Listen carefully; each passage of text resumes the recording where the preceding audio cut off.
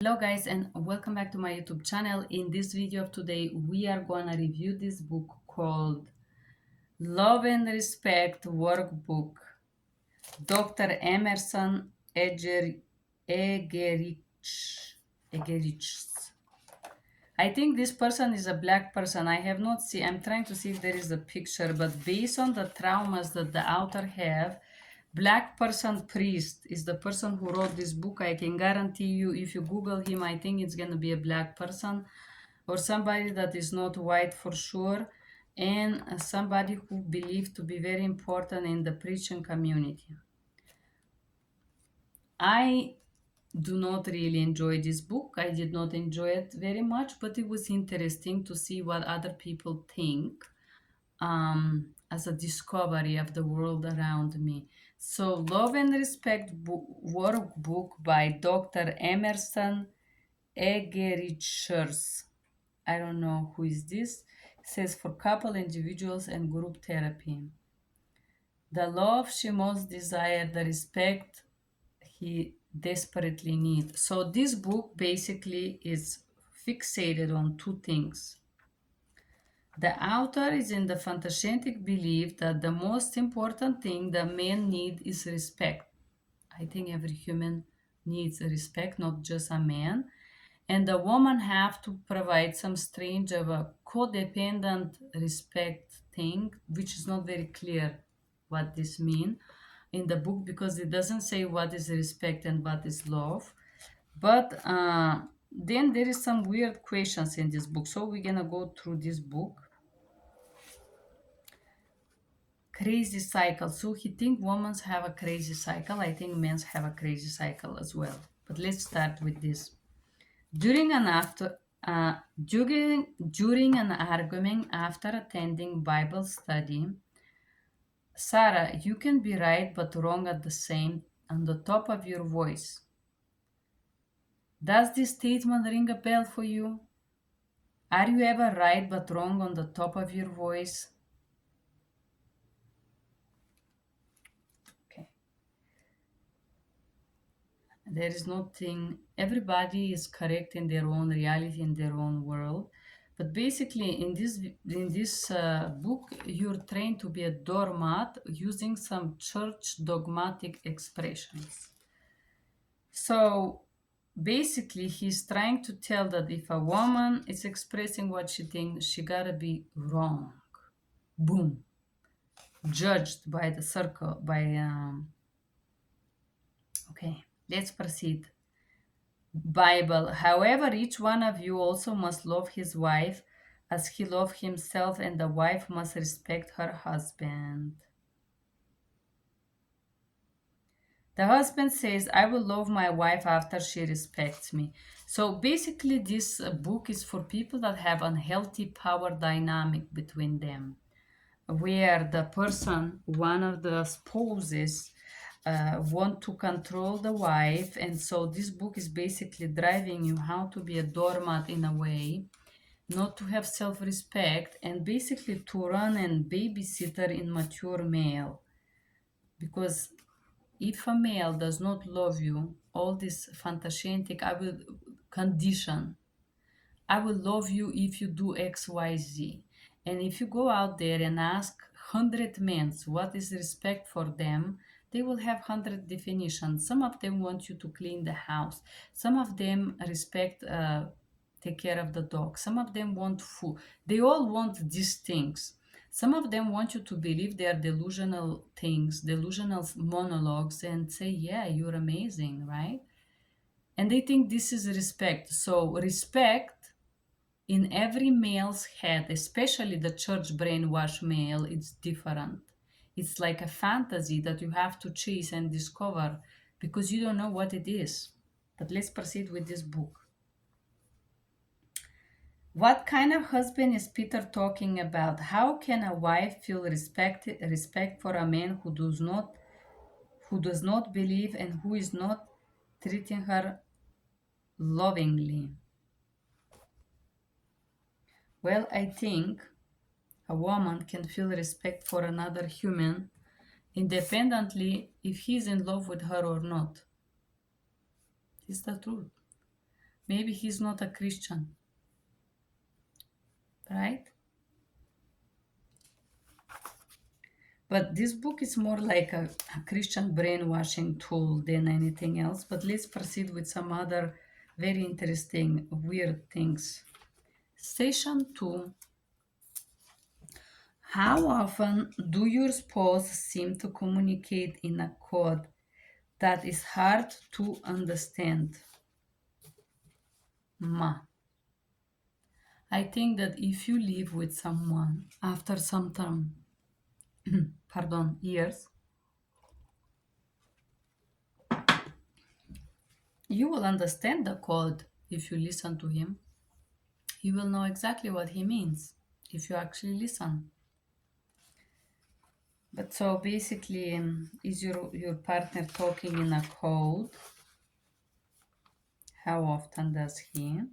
Okay. Craziness.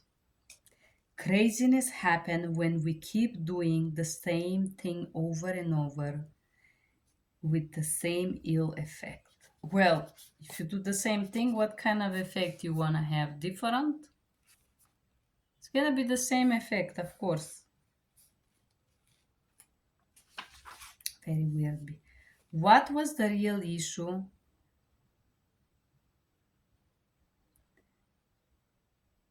As the businessman's wife turned him down when he wanted sex. The real issue is that the businessman cannot take a no for an answer.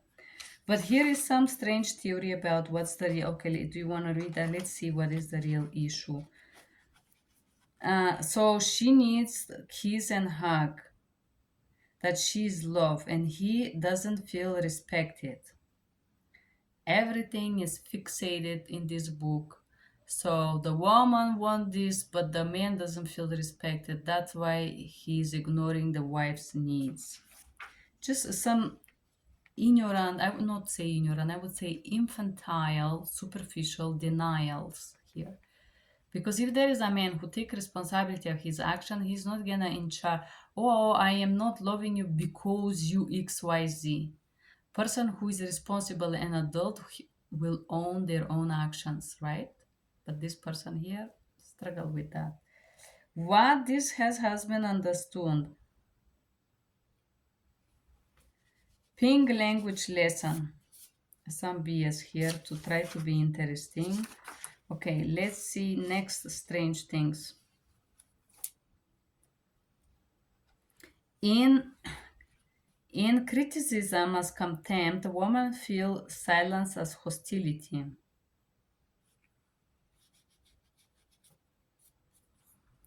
Well, there is a lot of people. I think you could be silent unless there is a problem that you seriously have to discuss, right? And if there is a serious problem and you decide to be silent, this is not only hostility, but this is also emotional psychological abuse. Wherever a wife is complaining, criticizing, or crying, she is sending encoded message, I want your love. No, not always.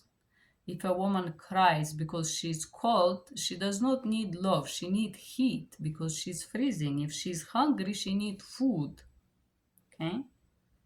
And wherever a husband is speaking harshly or sometimes not speaking at all, his encoded message is, I want your respect. No, I think a man who is speaking cursing words and stuff like that, it's person who does not respect themselves. And because of that, they're trying to in charge of this responsibility, first of all. So men should not speak harshly. Men should speak the truth, and the truth is already harsh enough. Not speaking at all is infantile and childish. And this is not a way to say I need respect. This is infantile games. Anyways, this is how the church brainwashes you. Let's proceed with the next notebook. He wanna say, come more respectful. I remember I used to go out with this black guy who probably copied 99% of this unhealthy behavior of this book. And I will tell you why. Because his stepfather was a priest. And for some reason, this guy fantasized that he want to preach me management. I have a master in management. This guy has not even finished his bachelor in business, but he feels entitled to preach me. And if I say that I'm not interested, oh man, oh man, God cannot help you. Anyways, crazy cycle. Okay, this is ridiculous. But basically this book tells that women have a crazy cycles or something like this. I'm just gonna skip that. Choose the following ideas and write them down. Why do you think many women feel this way? They think respect is something a husband has to earn. No, I don't think so. But I think that the self respecting man will never have this conversation with you, first of all, because by being someone that transpire through their actions, uh, you don't have to have a conversation about him earning anything because he would know how to earn your admiration through self-respect and all these actions that I'm talking about. Many women think that husbands are in loving. No, I don't think. I've been 10 years for the same with the same person. No, I didn't think that he was unloving. But maybe some of them do. And how do you know what the women think? By the way, you are a man, you're a preach. Where is this presumption come from? Many women think that giving a husband unconditional respect is giving him license to anything he wants. First of all, there is no such a thing as unconditional respect. This is delusional fantasy. Person who respect themselves and act adequately, they receive respect back. The moment that the person act crazy, you step back. You don't have to feed them with unconditional respect. I will tell you what happens if you feed a crazy person with unconditional respect. You tell them that they must act more crazy, and trust me, they will. So there is not such a thing as unconditional respect. Everything is conditional. Even going to paradise is conditional if you read the Bible, no? Conditional. Love is conditional. Surviving in the nature is conditional. If you have the sun and the water and this and this and that, you survive. We have to wake up from these unconditional delusions, and usually those delusions are fed to females by, I would use the word, lazy, unresponsible males who are not in their um, in their manly, in their male. And the whole book is like this type of questions that are very, I would use the word doormatty. How to be a doormat. Okay, let's see what I appoint here. They're very similar. Because God had made your husband responsible. Really? Do you know that I'm gonna give you a story? So this guy that I was dating, the black guy, his father made kids and he ran away and abandoned a woman, his mother, with 4, 5, 6 children. How can you say that the God make the husband responsible? Absolutely not. It's not a God job to make somebody responsible. It's their own responsibility to grow and be responsible. So these total delusions, but let's proceed in this delusional statement. He needs the authority to carry out that responsibility. Okay. Do you guys understand what they say? This is when you want to be brainwashed by somebody that is very infantile. And similar things. Okay, let me see another thing that it says here. Which of the following statements from this section speak most directly to you and your marriage? If there ever were an issue that isn't really the issue, it is sex. Sex from him and affection for you is two-way street. Sex is symbolic of his deeper need, respect. None of all.